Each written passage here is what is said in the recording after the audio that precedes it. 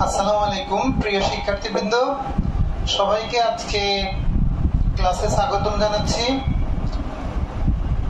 আমরা আজকে চতুর্থ অধ্যায়ের খুবই গুরুত্বপূর্ণ একটি প্রশ্ন করব।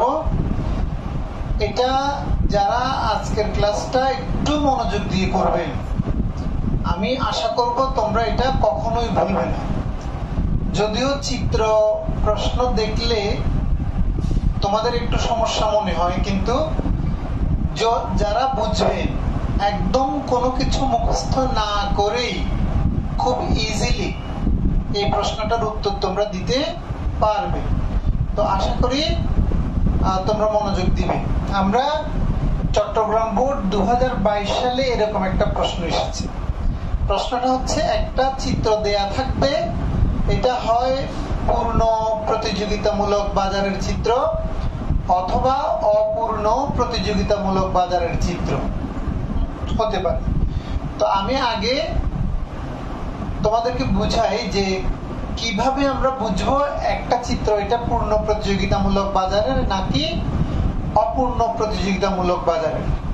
যদি আমরা দেখি চিত্রটাতে এইরকম ভূমি অক্ষের সমান্তরাল price equal to AR equal to MR, এইরকম AR মানে average revenue, MR marginal revenue, Bangla হচ্ছে গড় আয় এবং প্রান্তিক আয় রেখা যদি ভূমি অক্ষের সমান্তরাল হয় এবং পরস্পর সমান হয়, তাহলে আমরা বুঝবো এটা পূর্ণ প্রতিযোগিতামূলক বাজারের চিত্র।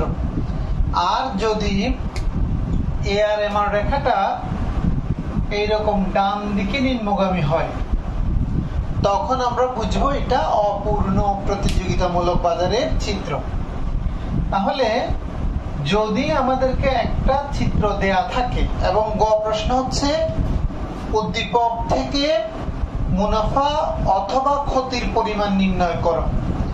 কোন প্রশ্নে মুনাফা হতে পারে, আবার কোন প্রশ্নে সেটা ক্ষতিও হতে পারে। সেজন্য কখনো কখনো উল্লেখ করে দেয় মুনাফার পরিমাণ নির্ণয় করো, আবার কখনো থাকে ক্ষতির পরিমাণ নির্ণয় করো, আবার কখনো থাকে মুনাফা অথবা ক্ষতির পরিমাণ নির্ণয় করো। আবার একই প্রশ্ন থাকে উদ্দীপকের ভারসাম্য অবস্থা বিশ্লেষণ করো। সবগুলোর উত্তর একই।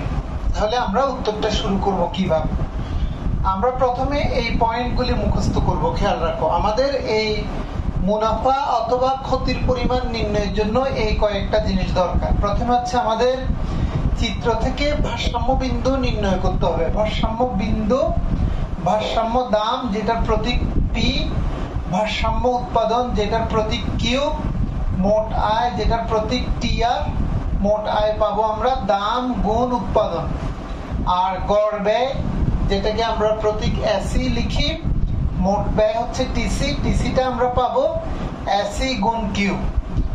তারপরে এই জিনিসগুলি আমরা এই চিত্র থেকে এখানে আনি বসাবো। তাহলে আমরা সিম্পলি শুধু এই কয়েকটা জিনিস মুখস্থ করব। কি? ভারসাম্য বিন্দু, ভারসাম্য দাম, ভারসাম্য উৎপাদন, মোট আয়, গড় ব্যয়, তারপর হচ্ছে মোট ব্যয়। তাহলে আমরা চিত্র থেকে আসি। প্রথমে হচ্ছে ভারসাম্য বিন্দু।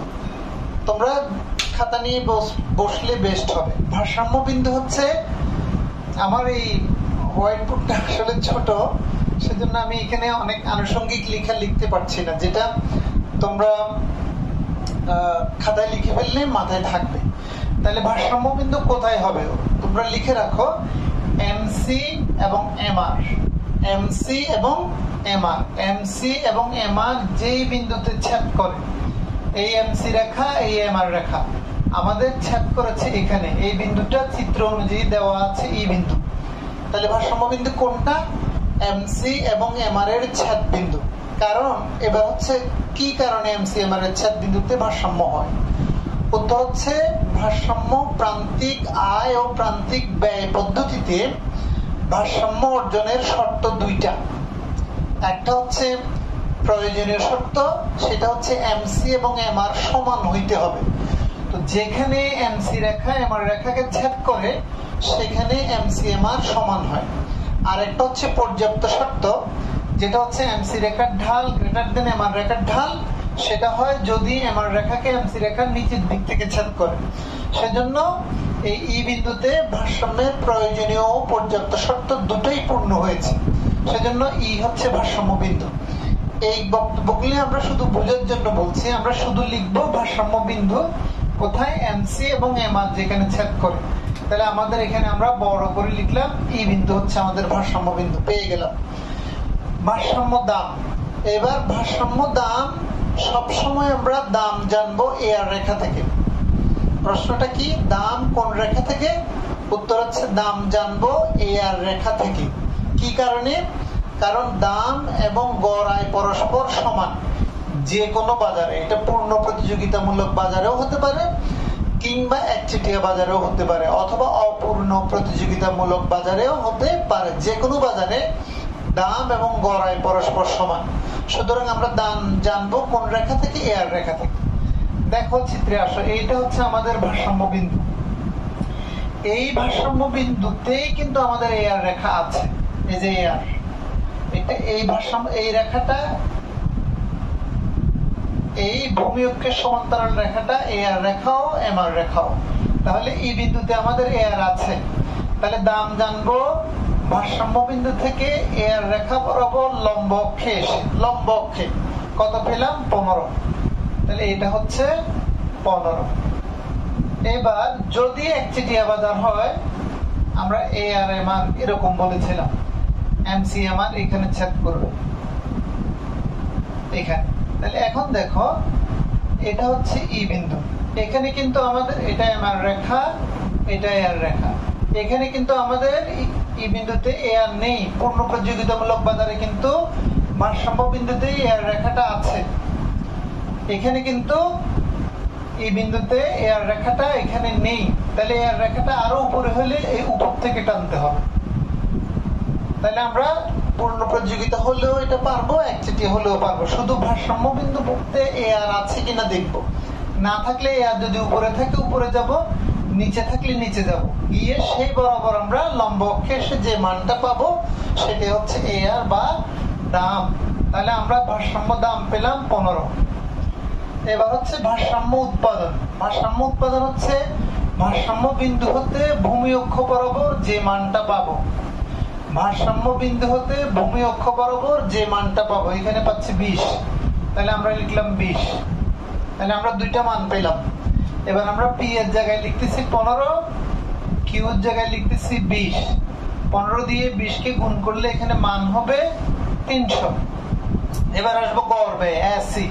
গড় ব্যয়ের ইংরেজি হচ্ছে এভারেজ কস্ট, ইংরেজি হচ্ছে এসি। এই এসি রেখা থেকেই পাবো, এসিটা এসি রেখা থেকেই পাবো। সবসময় ভারসাম্য বিন্দু বরাবর চিন্তা করতে হবে। আমাদের সব মানগুলি পাবো ভারসাম্য বিন্দু বরাবর সেই সব রেখা থেকে। এটা ভারসাম্য বিন্দু এটা ভারসাম্য বিন্দু, এই বরাবর এসি আছে এফ বিন্দুতে। এই এফ বিন্দু থেকে লম্ব অক্ষে এসে আমরা এসির মান পেলাম 10। তাহলে 10। তাহলে গড় ব্যয় কোথা থেকে পাবো? গড় ব্যয় পাবো এসি রেখা থেকে লম্ব অক্ষে এসে। গড় ব্যয় পাবো এসি রেখা থেকে লম্ব অক্ষে এসে। তাহলে 10 পেলাম, এখানে লিখলাম। গুণ কিউ, কিউটা আমরা আগে বের করেছিলাম 20। 10 দিয়ে 20 কে গুণ করলে হবে 200। তাহলে আমরা দেখতে পাচ্ছি এখানে আমাদের মোট আয় হচ্ছে 300, মোট ব্যয় হচ্ছে 200। তাহলে আমরা লিখলাম এখানে টিআর বা মোট আয় ইজ গ্রেটার দেন টিসি। মোট আয় বেশি, মোট ব্যয় কম, তাহলে মুনাফা হবে। কোন কোন চিত্রে ব্যয় বেশি হতে পারে, আয়ও কম হতে পারে, তখন আমরা উল্টে লিখবো টিসি গ্রেটার দেন টিআর। তখন এখানে মুনাফার জায়গায় লিখবো ক্ষতি। অর্থাৎ মুনাফা হবে নাকি ক্ষতি হবে এটা নির্ভর করবে মোট আয় এবং মোট ব্যয়ের পরিস্থিতির উপর। যদি মোট আয় বেশি হয় তখন অবশ্যই মুনাফা হবে, আর যদি মোট ব্যয় বেশি হয় তখন ক্ষতি হবে। মুনাফার জন্য সূত্র হচ্ছে টিআর মাইনাস টিসি, ক্ষতির জন্য সূত্র হচ্ছে টিসি মাইনাস টিআর। তাহলে আমাদের টিআর হচ্ছে এখানে 300, আমরা আগে বের করে এসেছিলাম। টিসি হচ্ছে 200, আমরা আগে বের করেছি, বিয়োগ দিলে আমরা মুনাফার পরিমাণ পাচ্ছি 100। এই 100 মুনাফাটা অস্বাভাবিক মুনাফা, অর্থাৎ শূন্যের চেয়ে বড় যে কোনো মুনাফাই অস্বাভাবিক মুনাফা। আর যদি এখানে ক্যালকুলেশন করে শূন্য পাই তখন এটাকে আমরা লিখবো স্বাভাবিক মুনাফা। টিআর ইকুয়াল টু টিসি হইলে এটা হবে স্বাভাবিক মুনাফা, আর যদি টিসি বড় হয় টিআর ছোট হয় তখন এটা লোকসান হবে। সুতরাং নির্ণয় মুনাফা 100 টাকা। তাহলে আমাদের উত্তর শেষ, গ এর উত্তর শেষ। গ ছিল উদ্দীপকের চিত্র থেকে মুনাফার পরিমাণ নির্ণয় করে, তাহলে নির্ণয় মুনাফা 100। আর যদি মুনাফার প্রকৃতি কি বলে, নির্ণয় মুনাফা 100 যা অস্বাভাবিক মুনাফা নির্দেশ করে। এইবার যেটাতে আমাদের সমস্যা হয় অনেকের, সেটা হচ্ছে এবার বলছে এসি রেখা জি বিন্দুতে স্পর্শ করলে ফার্মটির মুনাফার ক্ষেত্রে কি পরিবর্তন হবে। ঘ প্রশ্ন। এই এসি রেখাটা এখন আছে এফ বিন্দুতে, একটু ভালো করে দেখো, এফ বিন্দুতে। এখন বলছে এই এসি রেখাটা যদি জি বিন্দুতে স্পর্শ করে তাহলে মুনাফার ক্ষেত্রে কি পরিবর্তন হবে। তাহলে এখন আমরা ঘটা শুরু করছি, কিভাবে করব। তো এই চিত্রটা আঁকার ক্ষেত্রে মানে ঘয়ের জন্য আবার চিত্র আঁকতে হবে, কিন্তু চিত্রটা আঁকার ক্ষেত্রে কয়েকটা ধাপ অনুসরণ করলে খুব ইজিলি তোমরা পারবে। মনে করো আমি ঘয়ের জন্য আবার লম্ব অক্ষ আঁকলাম, ভূমি অক্ষ আঁকলাম। আমি ঘয়ের জন্য একটু দেখো, তোমরা তো বুঝতে পারবে না। অর্থাৎ ঘয়ের জন্য তোমরা প্রথমে আঁকবে এই আরএমএন রেখা, তারপরে আঁকবে এই এমসি রেখাটা, যেখানে ছেদ করেছে এটা এই বিন্দু, এখান থেকে 15 দিবে। এই 10টা আর এখন না হলেও হবে, কারণ এটা ঘয়ের জন্য লাগবে না। আর আমাদের জি বিন্দু দেয়া আছে এটা 20। তাহলে আমাদের চেঞ্জ করতে হবে এখন কি, এসি রেখা। এসি রেখাটাই পরে আঁকবো। তো তোমরা অনেকে সিরিয়াল মেনটেন করো না, অনেকে আগে এই ঘরটা আঁকো, নানা রকম করার চেষ্টা করো। এরকম করবে না। প্রথমে যে বরাবর এআরএম ছিল 15 বরাবর, এই বরাবর এআরএম আঁকলাম, একদম আন্দাজি একটা এমসি রেখা আঁকলাম, যেখানে ছেদ করেছে সেটা ভারসাম্য বিন্দু, এই বরাবর 20 দেওয়া আছে, তার উপরে একটা জি বিন্দু দেওয়া আছে সেটা দিলাম, এই বরাবর 20 দেওয়া আছে। এখন বলেছে এসি রেখাটা জি বিন্দু দিয়ে স্পর্শ করলে, তাহলে জি বিন্দু দিয়ে এই স্পর্শ করেছে, এই এসি রেখাটা এখানে স্পর্শ করে নিচে নামতে নামতে এমসি পর্যন্ত নামবে, আর এদিকে নিচে নামবে না, এমসি পর্যন্ত নামবে, তারপরে আবার উপরের দিকে উঠবে। তুমি যদি এটাকে এরকম করো, কেউ নামতে নামতে নামতে নামতে এখানে নামাই উপরে নাও, তাহলে এটা কিন্তু ভুল। অর্থাৎ এসি রেখাটা জি বিন্দুতে স্পর্শ করে তারপরে এমসি পর্যন্ত নামবে, তারপর আবার উপরের দিকে উঠবে। কারণ হচ্ছে এসি রেখাটার সর্বনিম্ন বিন্দু দিয়ে এমসি যেতে হবে। তুমি যদি এদিকে নাও তাহলে সর্বনিম্ন বিন্দু দিয়ে এমসিটা যাবে না। তাহলে দুইটা পয়েন্ট, একটা হচ্ছে যে বিন্দুতে যাবে বলেছে ওখানে স্পর্শ করব, এমসি তে লোয়েস্ট পয়েন্টটা দিব, অর্থাৎ নামতে নামতে এমসি পর্যন্ত যাবে, তারপর আবার উপরে উঠবো। তাহলে আমাদের চিত্র হয়ে গেল। এখন আবার এস ইউজুয়াল এগুলি লিখবো। ভারসাম্য বিন্দু এটা আগের মতো আছে, এটা আগের মতো আছে, এটা আগের মতো আছে, এটা এতটুকু আগের মতো আছে। আমাদের চেঞ্জ হয়েছে গর্বে, কারণ গর্বে আগে এখানে এক বিন্দুতে ছিল, এই বরাবর 10 ছিল। এখন আমাদের গর্বে এখানে জি বিন্দুতে এসেছে, এই বরাবর আছে 20। তাহলে আমরা এখন চেঞ্জ করে দিচ্ছি, একটু দেখেন। তাহলে আমাদের এখন গর্বে হচ্ছে এই বরাবর এসে আমরা কত পাচ্ছি, 20 গুণ উৎপাদন আগে ছিল 20, এখনো আছে 20, তাহলে এটা হচ্ছে 400। আমাদের এর দূর পর্যন্ত আগে ঠিক ছিল, এখন শুধু গর্বে এটা জি বিন্দু দিয়ে গিয়েছে, 20 পেয়েছি। তাহলে আমরা গর্বের জায়গায় লিখলাম 20, উৎপাদন 20 ছিল, 20 গুণ করে 400। তাহলে এখানে এখন আমরা দেখতে পাচ্ছি এখানে টিসি গ্রেটার দেন টিআর, সুতরাং এটা হচ্ছে লোকসান বা ক্ষতি। লোকসানের সূত্র হচ্ছে টিসি মাইনাস টিআর। তাহলে টিসি পেয়েছি 400 মাইনাস টিআর আগে পেয়েছিলাম 300 সমান 100। তাহলে আমাদের এখন ক্ষতি হয়েছে। প্রশ্ন হচ্ছে এসি রেখা জি বিন্দু দিয়ে স্পর্শ করলে ফার্মটির মুনাফার ক্ষেত্রে কি পরিবর্তন হবে। তাহলে পরিবর্তনটা কি হয়েছে, আগে ছিল অস্বাভাবিক মুনাফা, এখন হয়েছে লোকসান। তাহলে পরিবর্তন কি, উত্তর আগে 200 টাকা অস্বাভাবিক মুনাফা হতো, বর্তমানে জি বিন্দু দিয়ে স্পর্শ করাতে 100 টাকার লোকসান হয়েছে। উত্তর শেষ, ভেরি সিম্পল। এবার একটু মানে যদি ঘ প্রশ্নটা একটু চেঞ্জ করে আসে, যেমনটা আমরা তোমাদেরকে বলি রাজশাহী বোর্ড না, দেখি দাঁড়াও, 2021 সালে দুইটা বোর্ডে এই প্রশ্নটা এসেছে, একটু চেঞ্জ হয়ে।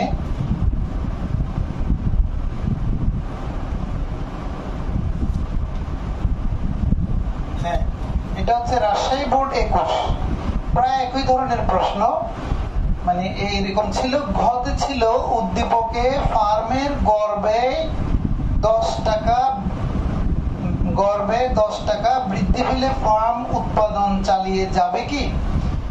এখানে দেখো আমাদের গড় ব্যয় আগে, মানে এখন আমাদের গড় ব্যয় হচ্ছে এখানে এই বরাবর ছিল 10। এখন আমরা যদি বলি, আমরা বলেছি প্রশ্ন জি বিন্দু দিয়ে স্পর্শ করলে, আমরা এরকম বলছি না। এখন আমরা বলছি গড় ব্যয় বৃদ্ধি পেয়ে 20 টাকা হলে ফার্মের মুনাফার কি পরিবর্তন হবে? একই প্রশ্ন, শুধু জি বিন্দু দিয়ে স্পর্শ হয়ে বলিনি। আমরা এখন বলছি এরকম ছিল, এরকম ছিল, এখান দিয়ে এসি রেখা ছিল এখানে, সরি নিচে এখানে ছিল।